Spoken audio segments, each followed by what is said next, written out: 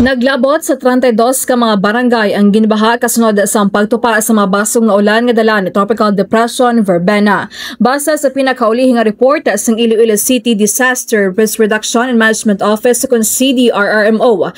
Basa sa datos sa among opisina, 2 ka barangay ang ginbaha sa distrito sang Arevalo, 4 sa city proper, 2 sa distrito sang Haro, 5 sa La Paz kag Lapuz kag 7 naman ka barangay sa distrito sang Mandurriao kag Molo. Samtang 69 naman ka individual o kung 16 ka pamilya ang apektado sa pagbaha kag gin-evacuate. Naglabot naman sa 7 ka mga kahoy ang nagkalaluka dala sa mabaskog nga hangin. Report nagikan sa Iloilo City inis ka K5, Jenny Kauyungan para sa Kapeng nga Balita, Serbisyo Publiko. Kagalingawan sa Iloilo, K5 News FM.